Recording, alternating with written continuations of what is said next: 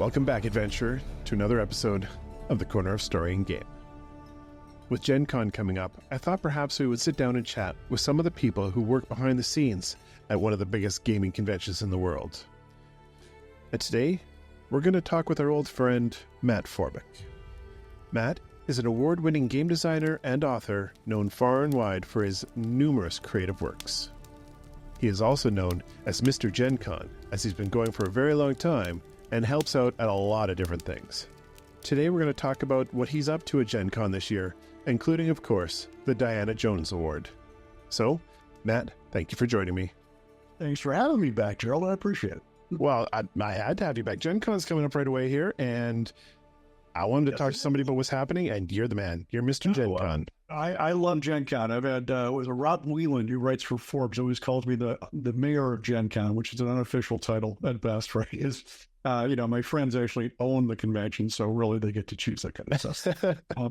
Peter Atkinson is the guy who owns Gen Con. Well, he and a number of his employees that he's brought in, like Adrian Swartout, who ran Gen Con for many years, and a few of the other people I know are either investors or people who have worked here long enough. And he's always been very good about sharing ownership, like he did when we founded Wizards of the Coast. So it's been a great time for that. I always say Peter owning Gen Con is like Santa Claus owning Christmas, right? It's just the right guy for the right event. Nice. He loves it just as much as anybody. But I have been going since I was a kid, and this is going to be my 43rd time in a row, I think. And I run the Diana Jones Award party and ceremony there, which is going to be hitting its 24th year this year. Geez, I'm getting old. And I bring all my kids to it. I've been doing it since whenever they turned 10, we started bringing my kids to Gen Con. So this will be several years for them. The quads are now 12 years, or it'll be 12 years for them. This will be their 13th year now. And Marty is, a few years older than them, so maybe 15 for him.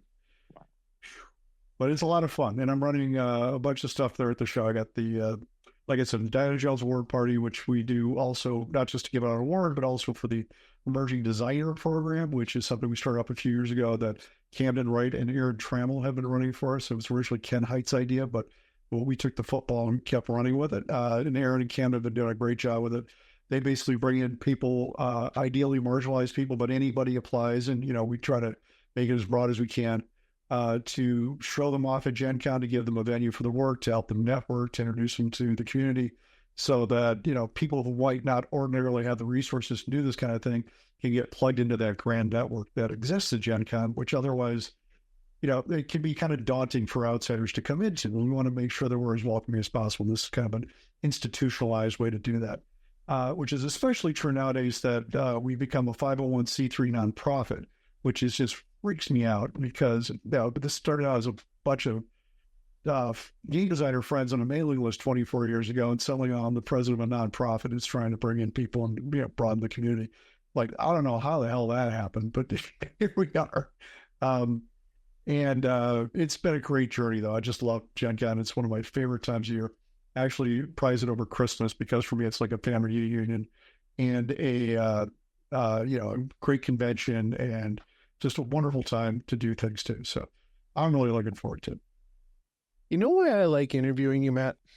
Because I blather.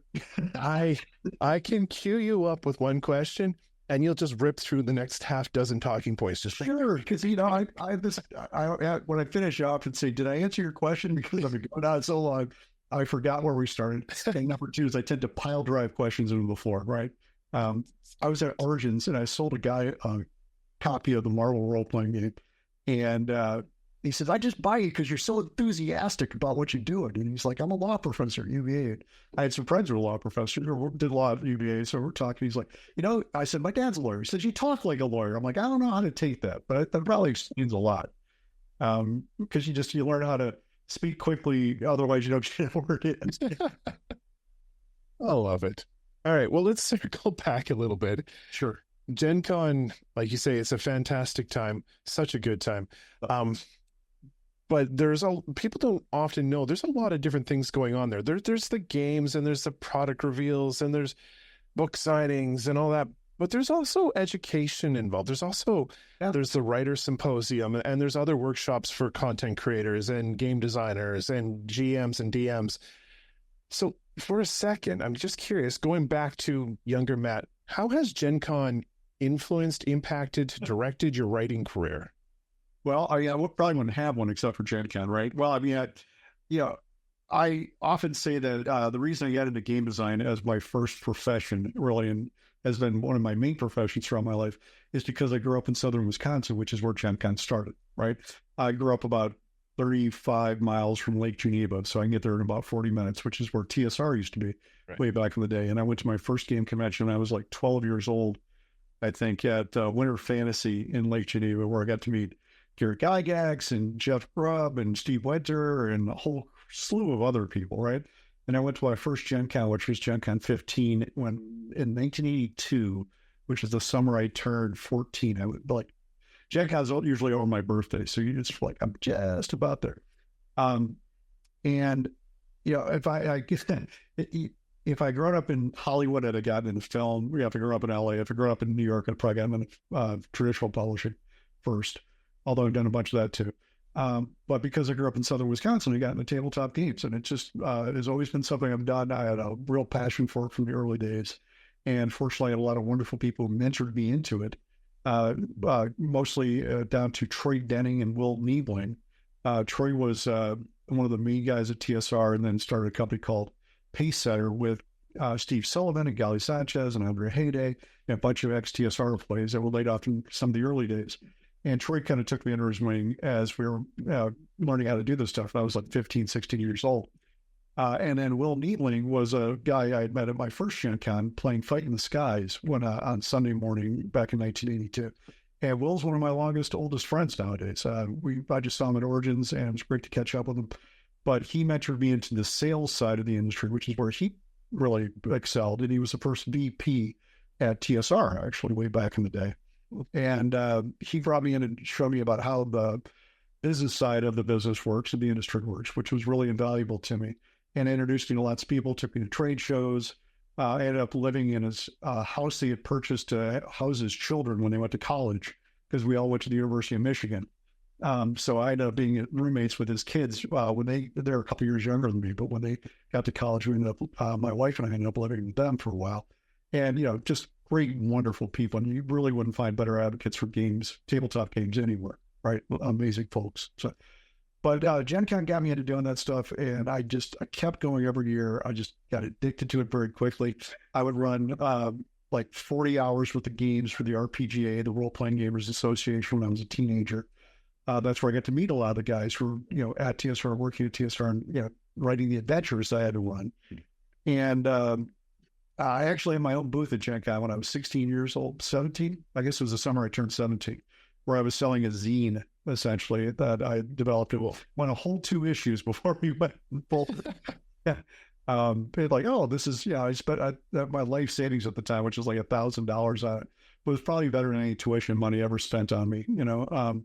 I learned more doing that than anything else.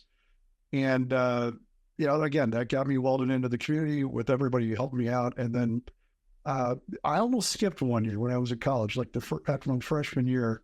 I'm like, I don't know what the hell I'm going to do. I might be able to write novels. I don't know what there wasn't a whole lot of internet or anything back in those days. So, right. And one of my roommates said, screw you, we're going. So we ended up going and having a great time. I literally never missed since then. I've never missed since 82. So it's grown tremendously, right? It used to be, when I first went, I was at UW Parkside, which is over between Racine and Kenosha, Wisconsin, in the middle of nowhere, like surrounded by cornfields. And there's 5 buildings surrounded by this giant concourse.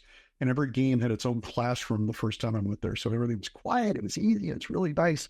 But in order to go to the exhibit hall, you had to walk outside to like about a 5-minute walk to a gymnasium that was separate from everything else, right? And it was just basically in this big college gym, all these different tables set up. And I have a player's handbook where I went around and got people to sign it. And a lot of those people I've known for decades now, like Gary, probably until he passed, obviously. But then Doug Niles was one of my friends from the Illiterates group, AE Illiterates writers group that we had. And I even had Steve Perrin sign it, which was hilarious because he was a RuneQuest designer.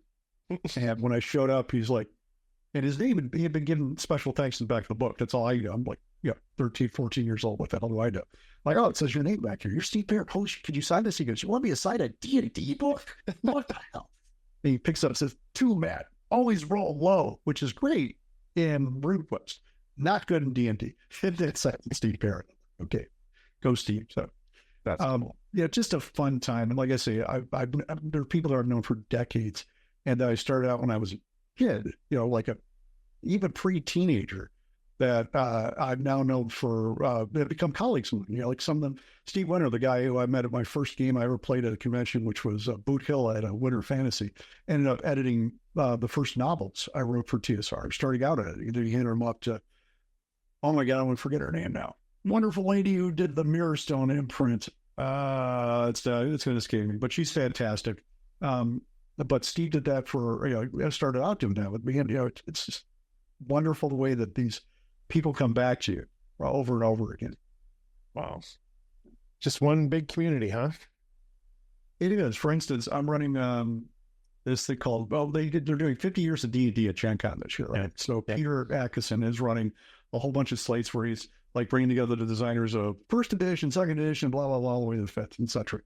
And he's actually been running games with them in Seattle and then putting it up on Gen Con TV.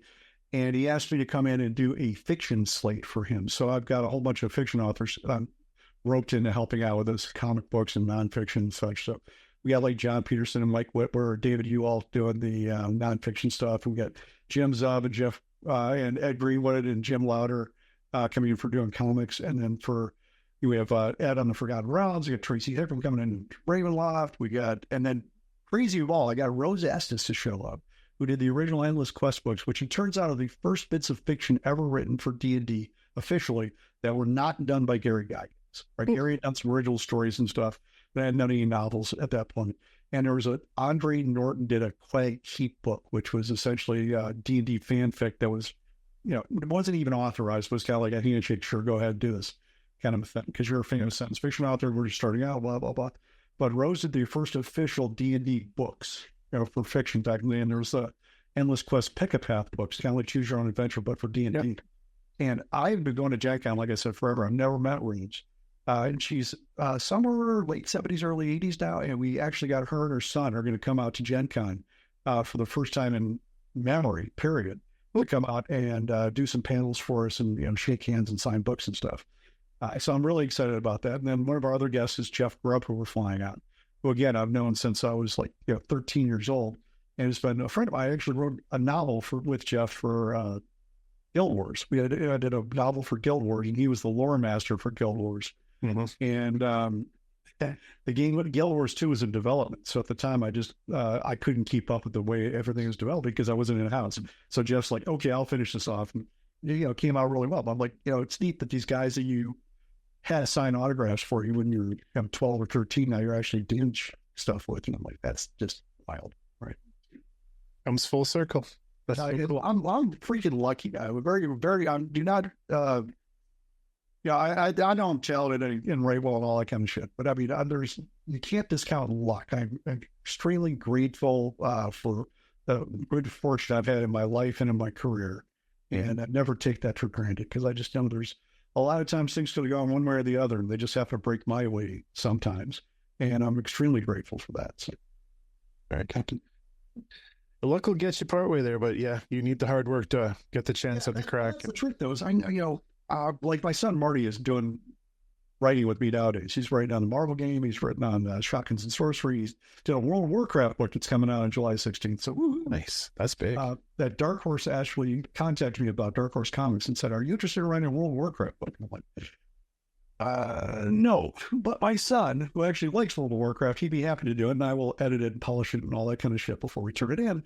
And Marty wrote like 90 to 95% of the book, and it's coming out as this big hardcover from Dark Horse on July 16th. So I'm really proud of doing that. But, it's stunning that, you have a lot of people really talented people. There's tons of really talented people out there, but not all get a break. When Marty said he wanted to do this kind of thing with me, I'm like, man, are you sure? Because I can look back and see a lot of really talented people in my rearview mirror that, were either good friends of mine that just decided at one point or another that the very vagaries of freelance life were not for them. right? They couldn't stand I don't know, you said paycheck or benefits or low pay, or, they hit a rough spot or whatever and bailed out to, wait tables or sell insurance or go to computer games or whatever. And, more power to all of them. There's always honor in doing work, whatever the hell it happens to be. And I never denigrate any of that. But I know a lot of their hearts were in the role-playing game industry. So when they washed out for whatever reason, I felt bad for them. And I know they felt bad some often too. So I didn't want my son to have to go through that. But again, it's about luck. And fortunately, in my case, it's, nepotism, if you want to call it that, but the luck will rub off, right? Because people are like, well, Matt, do you want to do this? No, but, there's this young dude here who I really admire and want to work with. Yeah. Because he happens to be living in my house at the time or whatever. He doesn't now, but, I'm happy to help pitch him and push him as much as I can, because he's honestly, turns out he's a pretty damn good writer, which is, I'm very proud of. And, genetics help, but obviously his own training and his curiosity and his skill really built that for him. So he does all the work himself. Well, let's be honest. You can help crack those doors open for him, but if he doesn't work hard and doesn't have the ability, he's not he's going to get 1 or 2 shots and then he's done. Yeah, exactly. No, the doors will be slammed in his face, but he is, just really a hard worker, knuckles down, gets the stuff done, cares about what he does. Nice. And honestly, I think caring about what you do when you're doing this kind of stuff is half the battle, right? You have to really love or develop a way to care about what you're doing. Because if you don't, it rings hollow, and then it becomes also pulling teeth. And it's like, do I really want to write about this? I don't care about, My Little Pony or whatever. And, which, hey, I got friends who worked on My Little Pony, more power to them, freaking property. Not my particular thing. I would have to learn how to love it, right? Yep. If I was, to land such a gig. But fortunately, there are other very talented people who have a real passion for it, and they can do that. Right on. Well, let's pull back to Gen Con. Sure, yeah. It's all good. Lots of what we do here. Perpendicular lines here. But I love it. Okay, so you kind of touched on how Gen Con has played a huge role in your career, your life as a creative. Taking what you've learned along the way and what you've seen the show become, say somebody's going to the show for the first or second time and they're an aspiring designer or writer, what advice would you give them to make sure they make the most out of this as an education or networking, not just for fun? Well, if you want to be a writer, join the Writers Symposium. They do a great job of teaching people all the different ins and outs. And there's tons of free seminars you can go, and there's some paying ones too. They're more in depth, where you get people to read your work or coach you on what you're doing. And a lot of those people are really talented professionals. They know what they're doing. There's plenty of free opportunities there too. You can go around, shake hands, introduce yourself to people. Never hurts. At Gen Con, they tend to be very busy. It used to be back when I was starting out, they weren't so busy because it wasn't such a big show. But now you have 70, 80,000 people showing up, and it's hard to carve out time for somebody who just wants a moment of your time while you're trying to sell 60 things to other people in line. Right. So if you have a chance, book time ahead of time with people, because it's a large enough show where you can't bet on serendipity allowing you to bump into somebody, right? You're not going to just say, oh, there's that guy I know on Twitter. He's across the restaurant or the bar, and I'm going to go over and say hi, because it's just crazy busy, right? So book time if you can. Go to the Writers Symposium. Go to the seminars you care about and want to learn from people about. If you have a company you really want to write for, like say you're a big fan of Chaosium or TSR, but Wizard of the Coast, whatever, go to the seminars they have and learn about what they're doing. Ask them questions either during the seminar or directly afterwards, because a lot of times people will stand out in the hallway and answer questions personally afterwards if they're not running off someplace. Right. The other advice I'd say is, get some rest, stay clean while you're there, wear good shoes, trying to make sure you take time for yourself to, grab some food and have some fun too, right? Make sure you play some games. Because, if you're there, you should try to make the most of it as much as you can.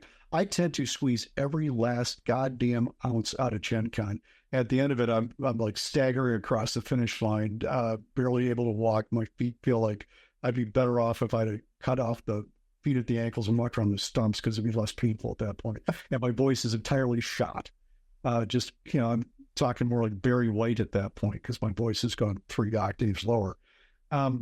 So, have as much fun as you can, but, don't push yourself too hard. Know what your limits are. Bring cough drops, because you will run out of limits.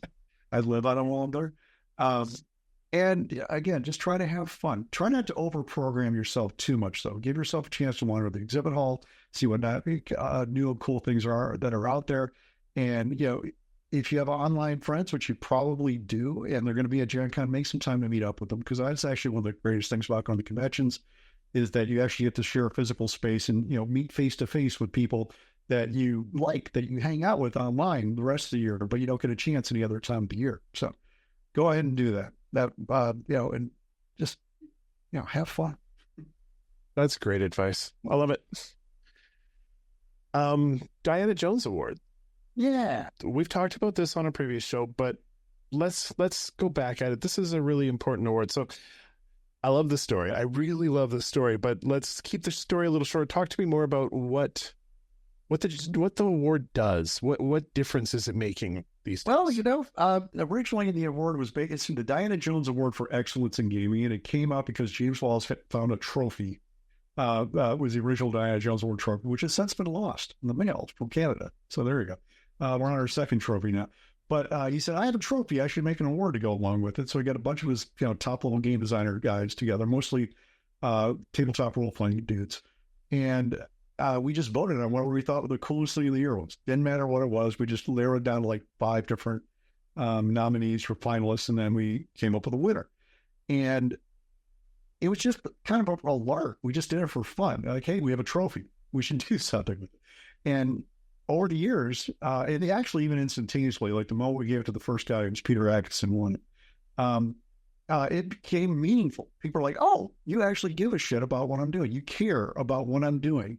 And the neat thing about the Diana Jones Awards, we don't have categories and we don't limit ourselves to anything, right? So, like for instance, we have this year for our nominees, we have 2 of them are conventions, and there are no other awards I know of that give out any kind of recognition to, amazing game conventions, right?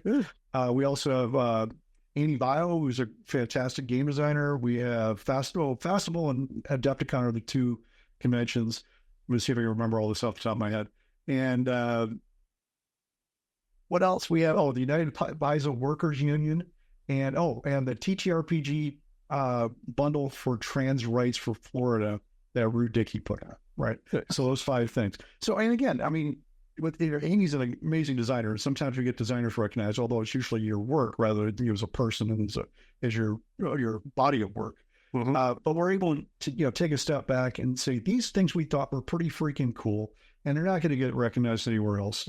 Let's shine a spotlight on them. So that's been pretty amazing, and it's really been very touching to have be up on the stage and help people hand the award to them, right? I remember Will Wheaton was up there with us one day. Well, the year he won the award, Tabletop won the award, and he was just awestruck, right? He was just really emotionally touched by that, and I thought that was really cool. And it's been a lot of other people. Every time they come up there, they're like, it's just, you do this stuff for fun. You don't do it for awards, but it's great when you get recognition from your peers, for that you're doing a good job and that they actually care about what you're doing. So on top of that, we also have the Emerging Designer Program, which we started, I guess, 4 years ago now, which is something where we bring in young designers, not young, designers who are in the early years of their designing career, so in the first 4 years of actually being published. We try to focus on marginalized people, but it's open to anybody. Anybody can apply. And we try to make it as broad as possible because really what it is that Gen Con is this thing. Well, not Gen Con. Yeah, actually Gen Con. Gen Con, like we were talking about, is this community. But if you're coming in from outside and you don't know anybody, it can seem daunting, right? It's kind of hard to walk in and say, well, there's 80,000 people here. Who do I say hi to first? And how do I make this work, right? Yeah. But what we do is we take these 4 people under our wing, we show them around, we give them a stipend, we bring them out to the show, pay for the travel in their room, give them a badge, and kind of try to integrate them into the community as best as we can, right? With the hopes that not only will that be helping them, but all the people that they know as well. Because often when you bring a new person into the industry like that, they have their own connected community, their sub-community of people that they know that they can also, throw the ladder down to as well, right? So what we're trying to do with that is just bring in new people and broaden the horizons of the community as best we can. I often say that, about 10 years ago before 4th edition came out, or when 4th edition was going, but before 5th came out, you looked around, the hobby kind of seemed like it was slowing down and aging badly. And I'm like, man, we're all going to end up like our grandfathers and messing around with model railroad in the basement. And the grandkids are going to say, what's grandpa doing now? And you need fresh new blood in, need young people in there to keep us honest and keep us moving forward and keeping us progressing right? And I'm really happy that Valley has 5th edition done that, but we're trying to do that in our own little way with our emerging designer program as well. Beautiful. I remember the year the live play scene, I don't remember the exact wording, but when live play won the Diana Jones Award, Yeah. I was watching a lot of streamers at the time. I was big into that space, and everybody was talking about it, like on all the shows. And so when you told me the story, the first time you told me the story about where this award came from, I was blown away. This isn't a big official, somebody spent a huge chunk of money to create this whole Oscar of the games. Like, it was, oh, this is cool. This is how a gamer would make an award, is kind of how it came to my mind. The game industry's kind of like that, where you step up and you're like, I got an idea. Let's do it and see what the hell happens, right? That's how most games get started. You're like, I got an idea for this cool thing. Yeah, let's do it and see what happens. And if it catches fire, great. If not, we'll try something else, right? Fair. And it caught fire, and holy Christ, it's odd. It's kind of gobsmacking to me, because I'm like, this would be something we would do either way. If 20 people showed up, we would just do it anyway. Started out on my birthday party 24 years ago. And, I would be happy to keep doing it as my birthday party for my friends to show up to. But we get to do something bigger with it. And, I am deeply honored and gratified by that every time. And, we originally, the first year, I paid for all the beer. It was a beer and pretzels party. I bought like 3 barrels of beer and 6 crates of pretzels, and had my gaming friends over to do this, and we did the award. But this year, we have sponsors who step up and donate money for this. We raised thousands of dollars for the party, and the bundle of holding, for instance, donates just tens of thousands of dollars. They're raised through the charity efforts that they do. They've named us one of their charities after we became a 501c3, and more power to them. Those are fantastic people. Alan and Beth over there do some great work. They support not just a lot of different gaming companies, some of which could use a shot in the arm every now and then by a big sale, but also all these different charities they help out. We are deeply honored to be part of that with them. So very, very, and they're wonderful folks. They actually just came through here on their way through. They were moving out from New England to Nevada, and came through and bought me lunch one day. And it's about friendship in a lot of ways. Unity. Yeah. Okay. Before we move on from the award, though, for people who don't know, who is Diana Jones?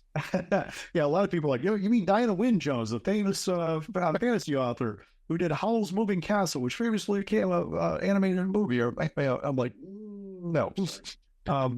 This is just something goofy where the guys at TSR UK, when the entire company got shut down by TSR and everybody was laid off, they went and burned a copy of they burned a bunch of stuff, but one of the things they burned was a copy of the Indiana Jones role-playing game. The only part of the logo that was left from the front box cover said Diana Jones, right? So they took that and a bunch of tokens from the game and a bunch of other crazy crap, and then encased in a plexiglass pyramid, put on a wood base.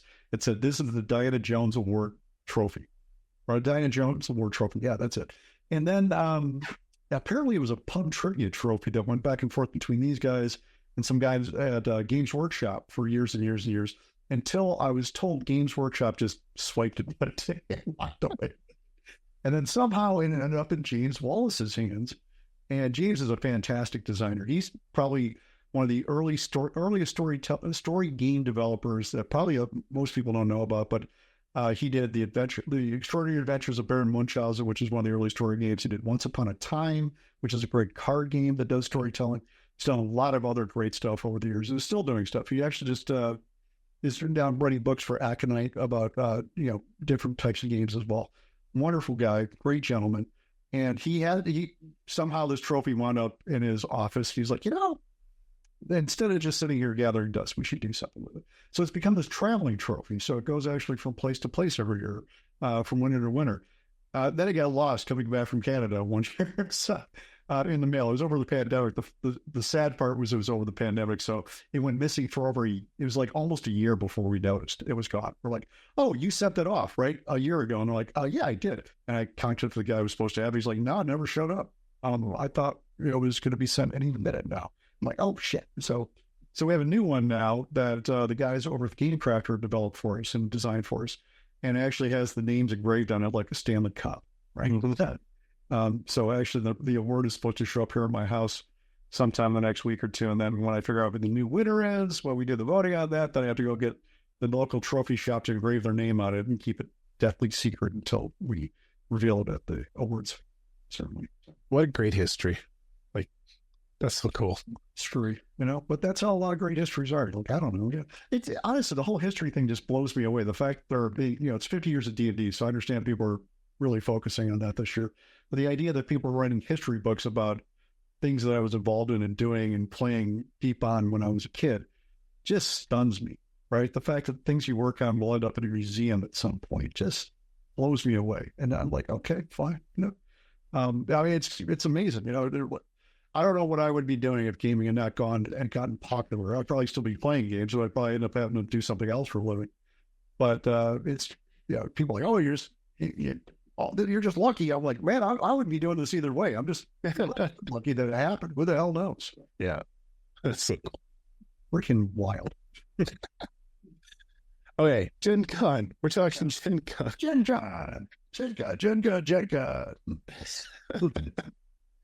You are doing a lot of stuff at Gen Con. You always do, but you're running Marvel Universe games. You're signing books, speaking on panels, like you mentioned, the 50 years fiction panel. Give me you kind of already hit most of the high points, but Cole's notes of where people can find you. What's the good stuff? Let me look at my sweet little calendar over here. Which spots? Well, besides the Dan and Jones Award, which is professionals only, but if you're one, let me know. We'll send you an invite. All right. You hit me up at matt@forbeck.com. Marvel Comics has got a room on the second floor of the convention center. If you walk out of the exhibit hall, there's often these big rooms that like Catan has or Chet Games or whatever. And you walk in there and there's a whole experience. You get to play the games and you get to buy them right there. Marvel decided to do that this year rather than having a booth inside the exhibit hall. And one of the neat things about that is that they're open, from like morning till midnight or whatever. I'm not even sure what the hours are. But I'm going to be in there like 10 o'clock every morning trying to run games and sign games, all that kind of stuff. And I'll have other people doing stuff all day long. So be sure to go out and see that. I haven't seen it yet, but I understand it looks like you're entering Cerebro when you walk into it. There's like LED lights, all this wacky stuff. And then you get to play games and buy official stuff. And also the X-Men book is coming out, right? It's going to be out August 7th, but the X-Men expansion for the Marvel Multiverse Role-Playing Game is going to debut at Gen Con. So you can be able to get it earlier than anybody else and get it signed by all your favorite creators and all that good stuff. So, then we have, let's see, I'm doing 6 of the panels at Gen Con for the D&D, 50 years of D&D. I'm going to try to moderate all of them, but I screwed up and realized that I am also going to be emceeing the costume contest on Saturday during 2 of them. So we have other people are going to step up and moderate those 2 panels for me while I'm up on stage making a fool of myself at the costume contest, which is also being sponsored by Marvel Comics. Yay, we love Marvel. Actually, I do love Marvel, so I'm not joking about that at all. Then we also have, let's see, that is Thursday evening at 4 p.m. There we go. I can't see my own monitor without Thursday evening at 4 p.m. I'm doing Catacombs and Comedians Catacombs and Creators with Dan Taylor, who runs that, which is a funny live play thing. He actually does it at comedy clubs across the country, right? Where he brings in these comedians, they play D&D. But for that one, he's got me and I think Alex Kammer and John Kabbalah. No, not John. John was at a different show. I remember. It's me and Alex Kammer and Jim Zub and somebody else who's escaping me. But we're all going to maybe Ed Greenwood, which is a pretty good lineup, actually. Yep. That's nice.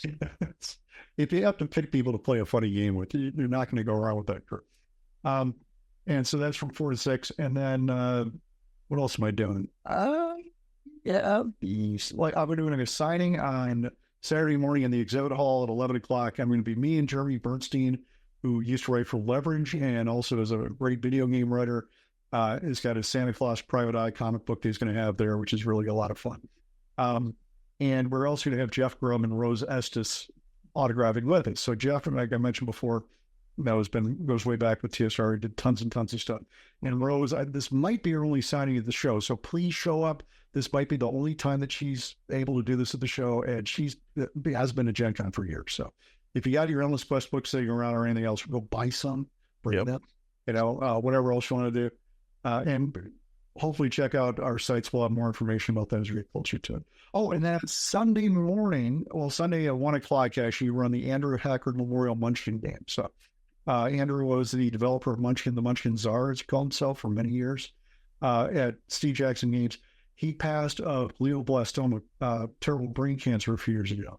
which also took my friend Jeff McIntosh, who was another guy in the gaming industry, worked for Guardians Border, lots of other people years before that. But Andrew would run a game for me and my kids at Gen Con every year for like 10 years, right? We would show up to the Steve Jackson booth. He's like, Matt, what are you doing? I'll bring your kids over. We'll show them how to play Munchkin.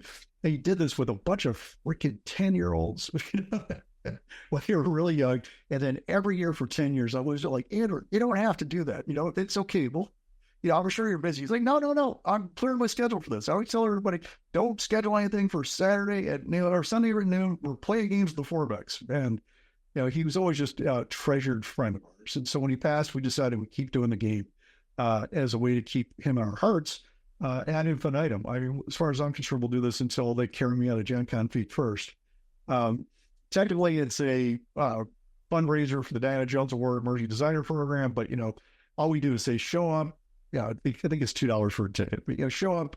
If you tell me you put in money for the Diana Jones Award at some point, I will just put you into the raffle. And Steve Jackson Games sent me a boatload, a big box of stuff, some of which has been signed by Steve himself, give away to people who show up. So show up there and have some fun with us.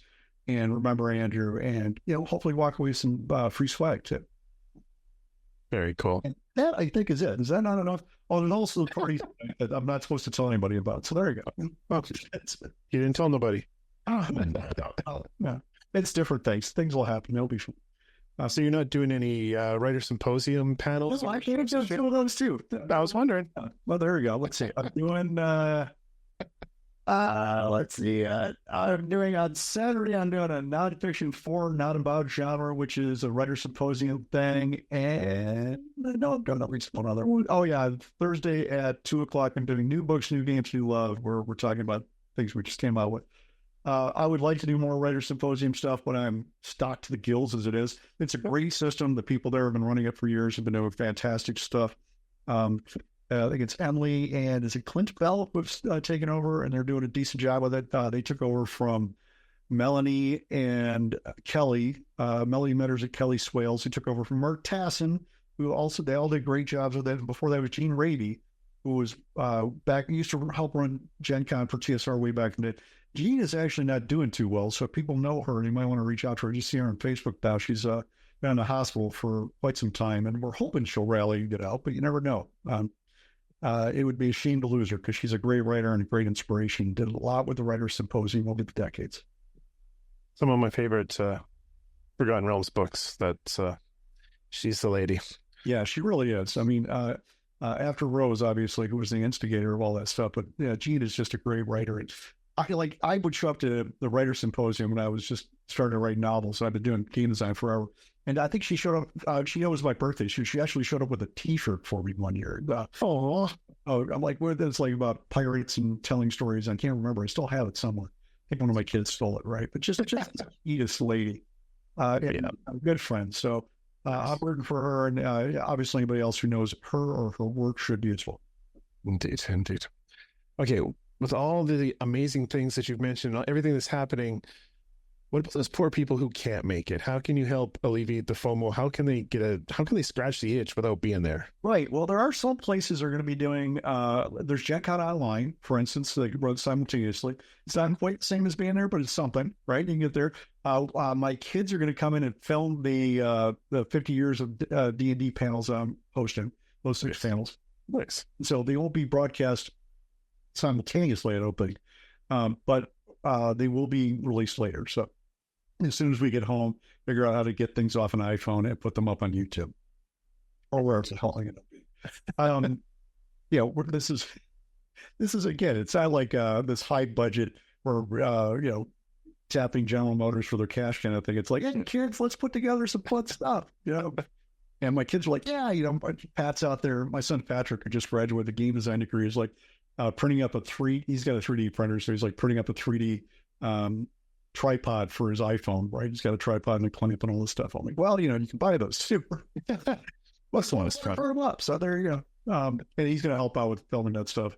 They usually film the Diana Jones Awards for us too, which is me staggering out on stage after a few guests and giving out an award. So, we try to keep it light, begin quick, because we know people got a lot of things to do, but we Want to honor the people who won the awards, including the Emerging Designer Program. And we also read off a list of the deceased from the last year that we know of, right? And I swear to God, every time I get up there, last couple of years, somebody says, what about this person? I'm like, oh, shit, I didn't know about that person.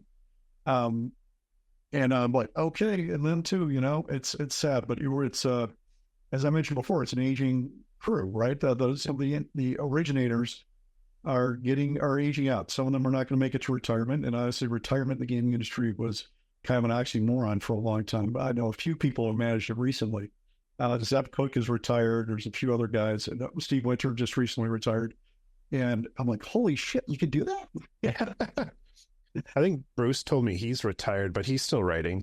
Yeah, that's the thing. Even when you retire, well, I still like doing this, right? I mean, I'm going to be pulled away from my keyboard. I'm going to fall over. It's just going to be a series of letters just all the way through when I finally this. Because even when I quote unquote retire, it's still fun. Why would I quit? Right? Yep. I don't want to quit.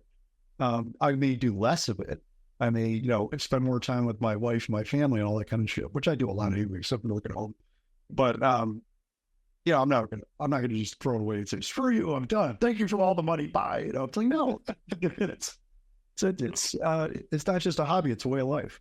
It's not just a profession, it's a way of life. Amen. Okay, well, let's start bringing this home. I guess I'm going to put you on the spot. If you had to pick your favorite thing at Gen Con, the thing that this is the reason to go, what would it be? Well, for me, it's the Diana Jones Award and the Andrew Hackard Memorial Game, right? The Munchkin Game, because those are two things that kind of anchor the beginning and the end of the show, right? We have a tradition with my kids. Now they can actually get into the Diana Jones Award, which they couldn't up until they were 21, because of Indiana laws. Here in Wisconsin, you can bring a child in to any bar in the state and feed them alcohol if they're your child at any age. Really? Literally, you can feed your infant alcohol. And you don't, right? Because you're hope not. When you can walk in them. So when people from Wisconsin show up to Indianapolis, they're like, "What? I can't bring my kid into this place? What the hell are you talking about?" So they're confused. But now my kids can go to the Diana Jones Award because they're over 21. And then what we do is we have a tradition on Sunday. We pack up, throw everything into the van, check out the hotel, go play the game, and then we run around the exhibit hall like idiots from the next hour or two until it closes, and then we pack up and drive home, right? Yeah. If you're looking for something to do, again, I think check out the Marvel room upstairs. It should be a lot of fun, but make sure you hit the exhibit hall. The exhibit hall is always one of my favorite things. And honestly, one of the things, if you're working a booth in the show, is you almost don't have the time to go to the exhibit hall, right? You're in the exhibit hall, you're doing stuff, but you may not have time to wander around and see what all the cool stuff is that people are creating and making. Another cool thing that I haven't done for a few years, but I used to love doing, was going to the auction.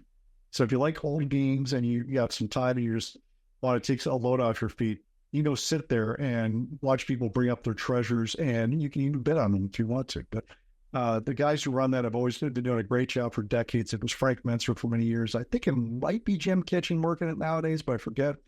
But it's a good group of folks. And again, it's kind of off the beaten path, and you can, a little bit quieter than the exhibit hall, which is, absolute freaking madness. The best kind of madness, but it's madness. Indeed.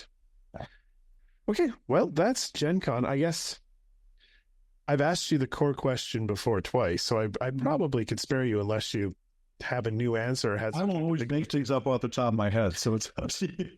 Let's do it. Why not?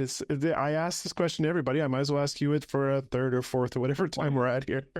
I'd have to go back and see if I've changed every time. Probably. There you go. You did before. We'll see if you got something new. Okay, so the core question is, in my opinion, there exists a magical space at the intersection of obviously core story and game, but comic books, sure, improv, voice acting, video games, all of this stuff. And in this magical space, all these different people can just come together, naturally get along, shared language, a fellowship that just happens. If you agree with me, and not everybody does, I'm looking at you, Mark Gascoigne. If you agree with me, what is the magical thread that holds all this together? Marco is a great guy, but he really is. But he disagreed with my theory. He said there's no such thing, but that's another. Well, I think I can see his point, because especially, I believe in that kind of magic. I believe in that kind of stuff. But when you say magic, I'm thinking in terms of it's this incredible place where your subconscious develops this thing together, right? But having worked with Mark at Games Workshop and at Angry Robot and Black Library and Aconite and done stuff, different projects. I know that also you get these people coming in saying, it's magic, it's like real, it's like demons are real. I'm like, no, none of that shit. I make up stuff for a living. And honestly, the people who think that demons and angels and everything else are real and coming down and whispering in your shoulder, they have much more fantastic lives than I do. And I'm always kind of stunned by that, right? So in terms of like actual, spell casting wizards kind of magic, no. But I think there is something magical about when you get people together and they get to have those shared storytelling experiences, right? And to me, it's one of the ways I capitalize on that is when I'm doing game design for conventions. I'm doing one-shot adventures. I will often I try to measure them to whatever time it's available, but I will do this big setup and put everybody in this one area and have this massive conflict about to happen and say, okay, what do you do next? Right? And I do not guide them at all. I'm just like, here you go. What do you do next? Which is the best thing that any game master ever says. What do you want to do next? What do you want to do now? Right? And to me, that's half the fun, is watching people try to figure it out. Right? And they come up with ideas that I never would have come up with on my own. And honestly, there are some adventures I've run 50, maybe 100 times or more, and people still surprise me to this day with new stuff that they come up with. I was running a game for a corporate game. Well, can't talk too much about it. I was doing something for Marvel, and they were me with some corporate partners, and you're running a game. And they came up with a solution to this adventure, this Enter Hydra thing that is free online at marvel.com/RPG, blah, blah, blah. Which you can download and play, and it's designed along these parameters. And they came up with a solution to it. I'm like, you know what, that nobody's tried that before. That sounds pretty awesome. So yes, that works, And I'm like, and I try to play by what I call the rule of cool, right? Which is if it sounds cool, then yeah, that's the rule. That's how it works. And that's not rules as written. It's not whatever. It's in that moment when you're playing. If somebody comes up with a great solution, a really funny idea, or something stunning that you're like, I never would have done that on my own, go with it, right? Don't fight that. That's where the magic is. Lean into the magic. So that's what it. Like it. Perfect. Again, probably absolutely different than I said last time. 1,000% different. Completely different answer. There you go. Okay, well, we're running out of time here. Do you got time for a couple quick fires? Sure. I got some new ones. Oh, first of all, I like to always ask, what are you reading right now? Mostly comics. I read a ton of Marvel comics. I have to read every Marvel comic that comes out these days, which is... Oh, you poor thing. It's terrifying. Oh, no. Oh, jeez. Oh, that free Marvel Unlimited cop. Plow through every week on Sundays when they come on at 11 o'clock at my time. So I've been reading a ton of comics. I also was a judge for the Scribes, which is the International Association of Media Tie-In Writers, which I've been like I was founding member of way back in the day. And they give out a award called the Scribe Awards, which comes out at Comic-Con every year. And so I have been judging the graphic novel category the last couple of years, one of the judges. So I've read a bunch of stuff for that. One of the things I just read was really cool was, I'm going to blow the name for this, The Illustrated History of Gaming or Game Mastering. What the heck? Fred Van Lente and Tom Fowler got a Kickstarter coming out for this, and they sent it to me for a blurb. And it's freaking amazing. They did one, Fred did one for, I think, baseball before, right? Now he's doing one for tabletop games, for role-playing games. And Tom is actually a guy who used to do covers for me back when I ran Pinnacle Entertainment Group. He's a wonderful illustrator, does amazing things. And they sent me an early copy of it. Wasn't quite finished yet. The colors haven't been done, just black and white. So the first 8 chapters or so, and I'm like, this is great. So when you guys see that come out, go back that. It's going to be worth everything. I ended up doing a Humble Bundle or something like that for the Discworld stuff, for Terry Pratchett's books. So I'm trying to work my way through all those. I'm about 6 books into it now. So they're fantastic fun. I've read a bunch of them over the years, but kind of scattered here and there, and then you lose track where you were. So I'm trying to go back through and read them all in order. But life and work and everything else has kind of gotten in my way. So it happens. What are you playing right now, if you're playing anything? Well, I'm not doing a whole lot on tabletop, except I'm playtesting I'm playtesting a Marvel game when we need to playtest that. I playtest a game called Monster Academy, which is based on some young reader books I wrote about 10 years ago that Calliope Games is doing a board game for, along with the guys from Lone Shark Games, Mike Seliker and his crew out there. And so I've been playtesting that a lot too. So that's been kind of fun. On video game front, I've been playing, I played the hell out of Baldur's Gate 3, moved from there to Divinity, Original Sin 2, and I'm just right now trying to finish up the latest Yakuza game, which is Like a Dragon Infinite Wealth. I'm on the last scene right now. I'm struggling with it, so I got to finish that up. But my son Marty got me hooked on those. He's like, you're going to like this kind of game. Lots of really goofy stories, lots of great little combats. And so I've been playing the hell out of them. And I had to agree with myself. I wouldn't finish the game, like I guess the finale. And I'm like, I can't play this until I finish this Spider-Verse rules chapter I've been working on. I finally got it done. So now I've been taking it. So, Look at you. You're so bossy. Keep yourself in line. some boss is an ass. Just demand it. All right. I've never asked you this one before. This one's not in my rotation. Do you listen to anything while you write? And if so, what do you listen to? I listen to all sorts of stuff when I write. Mostly when I'm writing, I try to listen to something. Either I'm a big fan of an already know it by heart, so it's just in the background, or soundtracks, right? Because if I'm listening to the lyrics and they engage me, then it messes with the verbal centers of my brain, and I'm using those full as 100% at the moment to try to write. So, so mostly I'm listening to soundtracks, and it depends when I'm working on it. If there's a soundtrack to it, then I will, listen to that soundtrack, right? So if I'm working on Marvel stuff, I listen to the Avengers or Spider-Man. Well, yeah. If I'm working on a Minecraft book, I'll have Minecraft music in the background. Working on D&D book, I'll have D&D stuff in the background. The musician I've been listening to most lately is a guy named Frank Turner, who actually went and saw a concert earlier this summer. So I actually saw him last year too for the first time. I'm not like one of these fanboys like, oh my God, I got to go see him every time. But I started listening to him about 12 years ago and just kept up with him. He's just been amazing. He's this punk rocker, became a kind of a singer-songwriter, folk singer, and then he's gotten back into doing punk rock again. And it just kind of hits me right where I need to be most of the time. Really fun songs, good beats, inspirational lyrics, all this kind of stuff. Good stuff. Very cool. Okay, last quick fire, and then we're going to start heading for the door here. Sure.